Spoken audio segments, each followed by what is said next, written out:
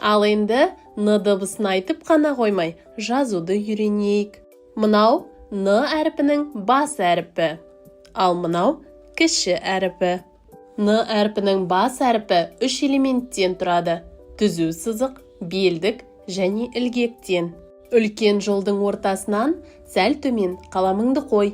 Солдан оңға қарай жол ортасына дейін көтеріп, қысқа сызық сызамыз да тік төмен түзу түсіреміз.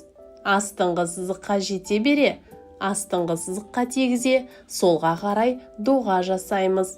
Сызықты оңға тартып, көлбеу сызықты жоғары сызыққа қиямыз да, сызықты оңға қарай жүргіземіз. Енді аздап жоғары көтеріп, үлкен жолдың ортасына жетпей, солға қарай доға жасап, түзу көлбеу сызықпен ұштастыра, астыңғы сызыққа дейін сызамыз. Астыңғы сызыққа тигізе, ілгек қосамыз. Енді Н әрпінің кіші әрпі, түзу сызық, белдік және ілгектен тұрады. Жазу жолының үстіңгі сызығына қаламыңды қой. Астыңғы сызыққа дейін түзу көлбеу сызықсыз. Сол сызықтың ортасынан оңға қарай белдік жаса. Сол нүктенің тұсынан жоғары сызық бойынан төмен түзу көлбеу сызық түсір.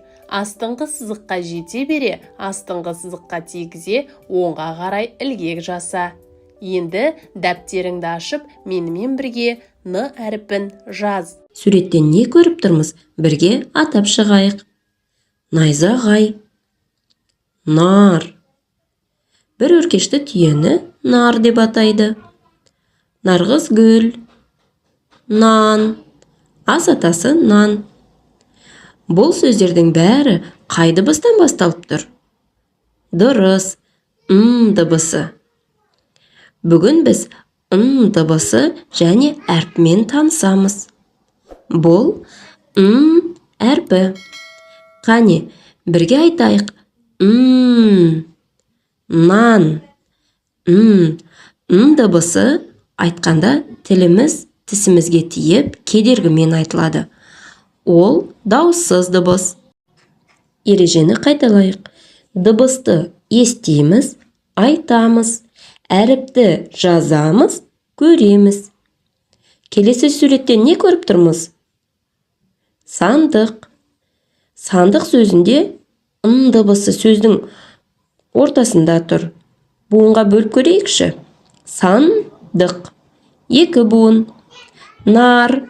Нар сөзінде дыбысы сөздің басында тұр. Буынға бөлейік. Нар. 1 буын. Күн. Күн сөзінде дыбысы сөздің соңында тұр. Буынға бөлейік. Күн. 1 буын.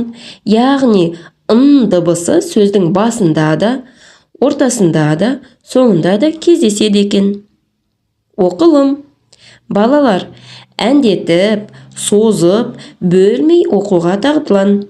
Алдымен менімен бірге қайталап оқимыз, сосын өзің қайта оқып көр.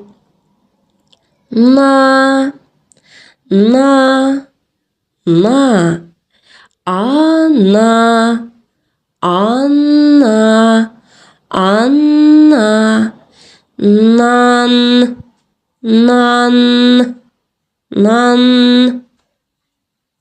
Дәптермен жұмыс. Достым, дәптеріңе көрсетілген үлгідегідей етіп, жолдың соңына дейін дыбысының бас және кіші әрпін қарындашпен жазып шық. Ойлан тап. Қарық болып күлсең де, қабағыңды түйсең де, ештеңеден қаймықпай, көрсетеді айнытпай. Бұл не? Зулап түсіп төменге, менсіз шықпас төбеге. Бұл не? Ас атасы. Ал енді қане жауабымызды тексеріп көрейік. Сенде дұрыс шықты ма барлығы? Өте жақсы.